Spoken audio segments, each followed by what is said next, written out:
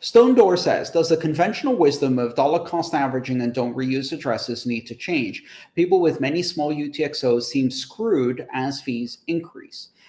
Stone, so glad you asked that, because this is a very, very critical issue that has gone unnoticed by many and is not being discussed. And as you say, the conventional wisdom has misled a lot of people into making this mistake.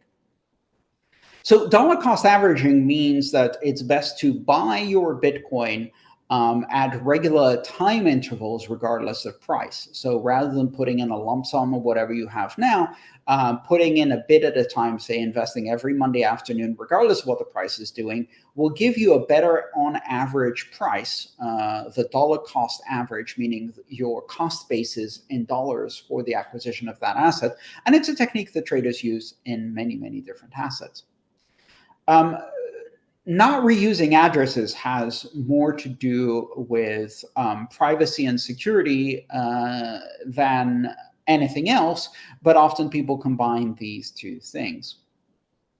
The problem comes when people don't understand the next important step, which is just because you bought the Bitcoin every Monday doesn't mean you also withdraw it immediately. So the problem isn't combining DCA and don't reuse addresses. The problem is combining very small amounts DCA and address reuse advice with my advice of not your keys, not your coins, don't leave money on exchanges. And instead what you do is you buy every Monday and then withdraw every Monday. And honestly, it doesn't matter if you withdraw to the same address or not, because the problem of UTXOs exists whether they're in the same address or not. It doesn't really matter. Each withdrawal will be at least one, possibly more, but hopefully just one UTXO. And if you're withdrawing every Monday, the tiny amount that you just DCA'd, you're going to pay a fee for that withdrawal, but then you're also going to end up with a pretty small UTXO sitting in your address. Same address, different address, doesn't matter. You still have a small UTXO.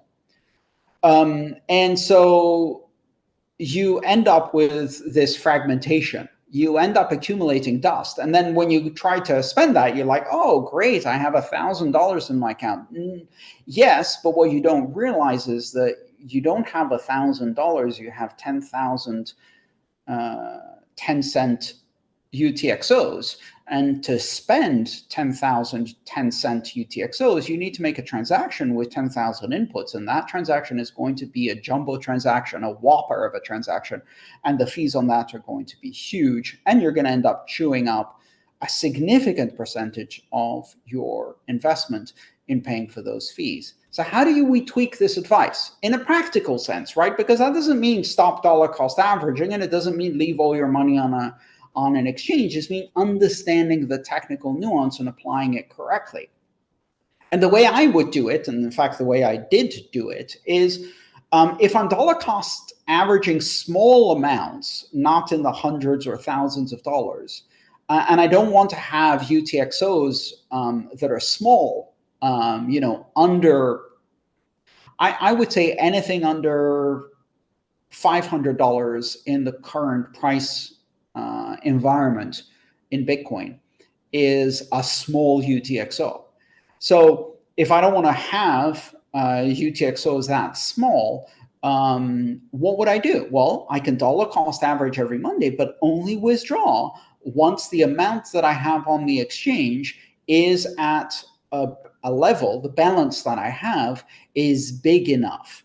Then when I withdraw, that is sent to me as a single UTXO of the total amount that I've dollar cost average. Still dollar cost average. My cost basis is still the every Monday price on average, averaged out over however many Mondays I've been doing this. So I've achieved the dollar cost average goal, which is to smooth out rapid price fluctuations and volatility and get a good cost in dollars on average for your Bitcoin.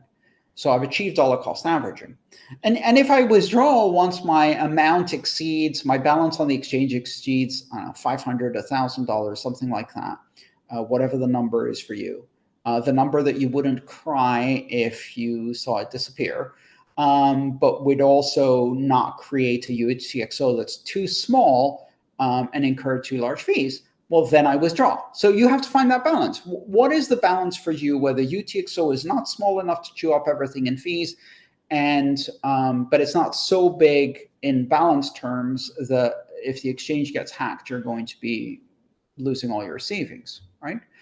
And so DCA and don't reuse addresses are still good advice. And the not your keys, not your coins, don't leave money on exchanges is still good advice. But no advice is perfect for all circumstances. And just because you have advice doesn't mean you take the maximal position of each statement and then combine them all to create the maximally best scenario. That's not how life works, right? There's nuance here and there's technical details you need to understand.